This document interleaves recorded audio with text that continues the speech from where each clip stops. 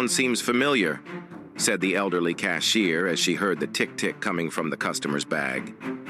She had heard the same sound 40 years ago in Northern Ireland. Same rhythm, same frequency. And she knew there were 3 minutes left.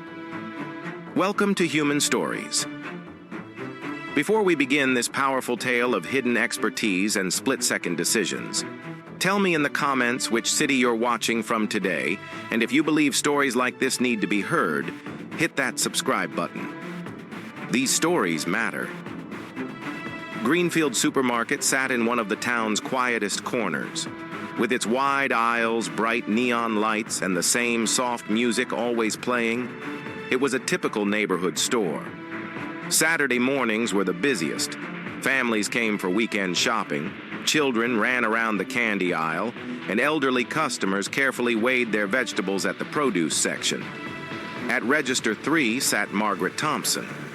68 years old, her gray hair always pulled back in a neat bun with kind but alert eyes. She had worked at the same spot for 15 years, arriving at the same time each day, working with the same steady method, speaking politely with every customer. Most people knew her simply as that sweet, elderly cashier. That morning was passing peacefully, just like any other. Margaret was scanning barcodes and printing receipts. There was no rush in her movements. Every action was measured, every word was considered. Customers came and went, and she greeted them all with a smile. At 10:43 a.m., a middle-aged man approached her register. He carried a black sports bag and looked somewhat nervous. Margaret greeted him. "Good morning. How are you today?" The man just nodded and placed his bag on the counter. As Margaret began scanning his items, a very soft but regular sound began coming from inside the bag. Tick, tick, tick. Margaret's hand froze in midair. She recognized that sound. She recognized it very well. 40 years ago, on the dark streets of Belfast, she had heard the same sound countless times. Same rhythm, same frequency, the same cold, metallic counting down time. And Margaret knew that this sound meant only one thing. "Excuse me," Margaret said, with no trace of panic in her voice. "There seems to be something wrong with your bag." The man looked at Margaret, fear in his eyes.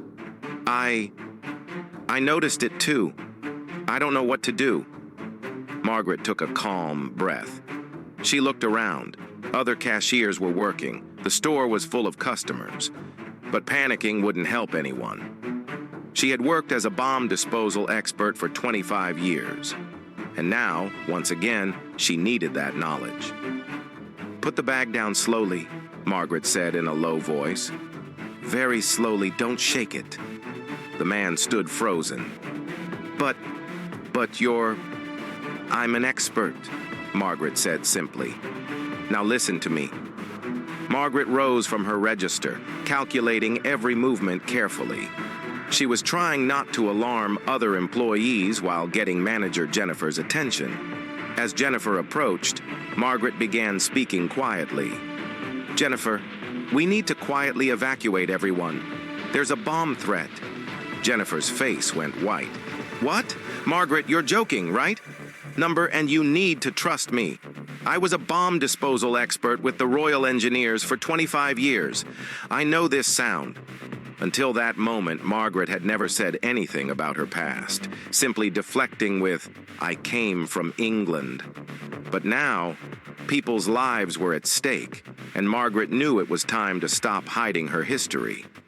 Jennifer was still in shock, but the authority in Margaret's voice convinced her. "What do we need to do?" "Get customers out calmly. Call police and fire department, but no one runs, no one shouts. Make it look like a routine evacuation." Jennifer nodded and began signaling other employees. Margaret turned back to the man and began examining the bag. It was a small sports bag, but the sound coming from it told Margaret everything. The timing mechanisms tick, the smell of plastic explosive, the color of the wires. It all seemed familiar. But it had been 25 years since her last bomb. "How did this happen?" Margaret asked the man.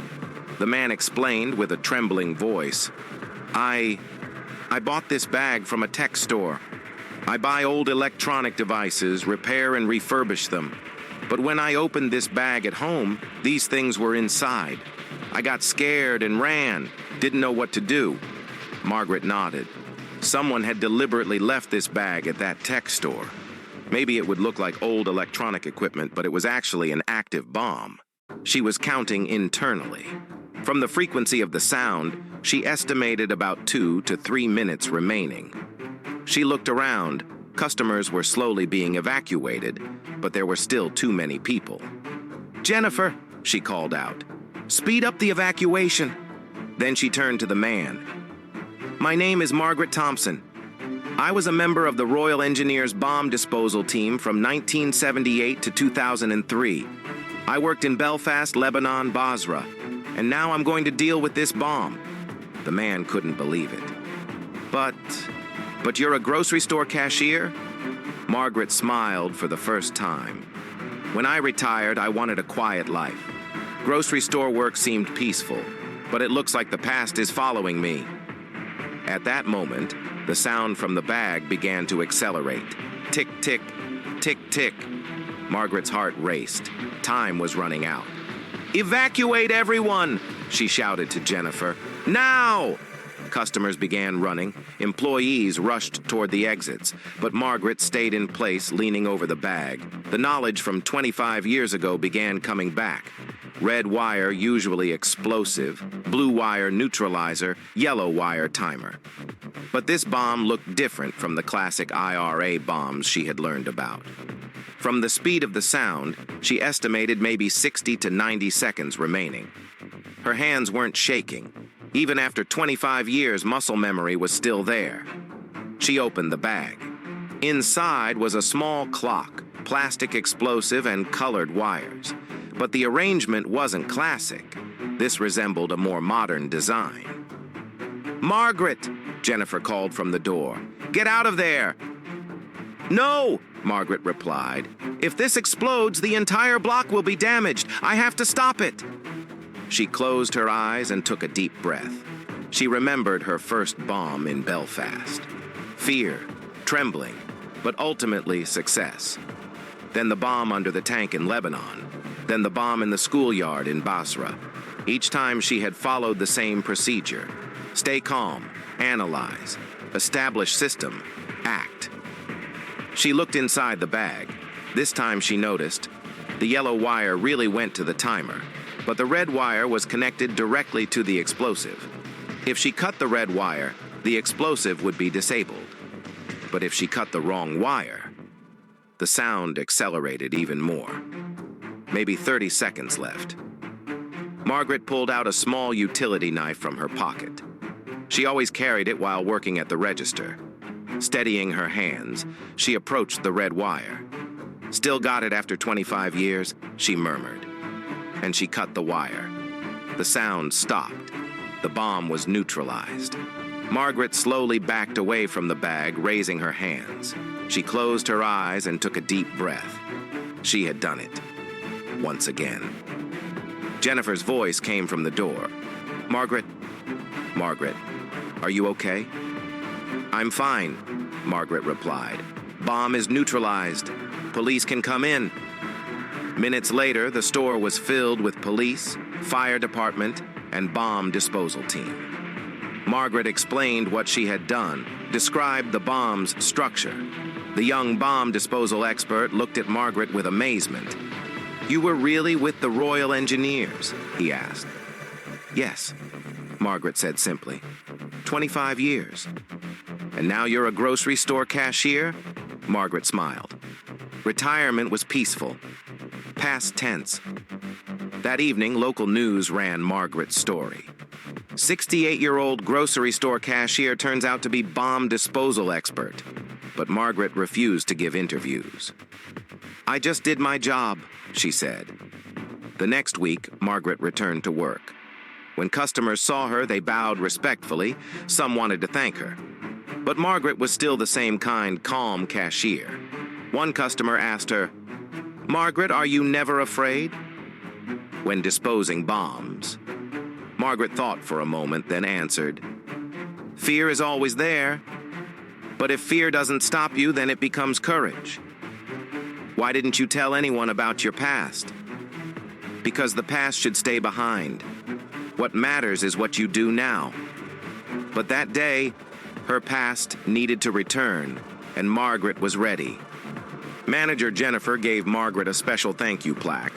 Best Employee, Life-Saving Hero. Margaret hung it next to her register, but wrote a small note underneath. "Just did my job." Weeks passed. Margaret's story became local legend. People approached her respectfully, but she was still the same Margaret. Kind, calm, polite to every customer. One day, a young man came to her register. In military uniform, looked like a recent graduate. "Ma'am Margaret," he said, "I'm Jake Williams, new bomb disposal expert. I heard your story. Can I ask you something?" "Of course," Margaret said. "Do you ever regret it, doing this work?" Margaret placed her hands on the counter, thought. "No," she said finally. "Every time I defused a bomb, I protected thousands of lives. That's nothing to regret." Jake nodded. "I look up to you." "Then here's advice," Margaret said. "Never chase heroism. Just do your job right. Being a hero sometimes emerges in the most ordinary moment." Jake left, but Margaret's words stayed in his mind. That evening, as Margaret walked home, she took the same route. Same path for 15 years, same steps. But now people saw her differently. No longer just sweet elderly cashier, but bomb disposal expert Margaret. But for Margaret, nothing had changed. She was still the same woman with the same values, the same measured demeanor. The past gave her not identity, but only experience. A month later, the store returned to normal. Margaret still sat at Register 3, treating customers with the same kindness. But now everyone knew she wasn't just a cashier. One day, her daughter called. "Mom, I saw it on the news. Why didn't you tell me?" "Because it wasn't important," Margaret said. "How are you?" "Mom, you were a bomb disposal expert. That's important." Margaret smiled. "Darling, I'm a mother. That's more important." And that was Margaret's true power. All those years she had neutralized thousands of bombs, saved thousands of lives.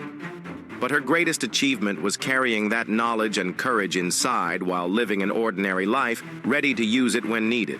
Most heroes wear uniforms, carry medals, get honored. But real heroes sometimes sit at grocery registers, smile at customers, and don't talk about their past unless someone asks. Margaret Thompson had to use skills learned 40 years ago on Belfast streets in a grocery store aisle at age 68. And she did it without hesitation. This story shows us that real courage doesn't wait to be seen. It emerges when ready. And sometimes in the most ordinary places, we meet the most extraordinary people. Margaret still works at that store, still sits at the same register, serving customers with the same kindness. But now everyone knows those hands don't just scan barcodes. When necessary, they save lives too. So we ask you, have you ever met someone like Margaret? Someone who seemed ordinary but had an extraordinary past? Share their stories in the comments. Tell us about them. Because at Human Stories, we believe the most powerful stories are sometimes hidden behind cashier counters, behind cleaning carts, or in the middle of an ordinary day. Thank you for watching. If this story moved you, like, share, and subscribe. These stories need to be heard. See you in the next story, and until then, if you meet an elderly cashier at a store, remember that those hands might not just scan barcodes. Sometimes those hands have saved the world.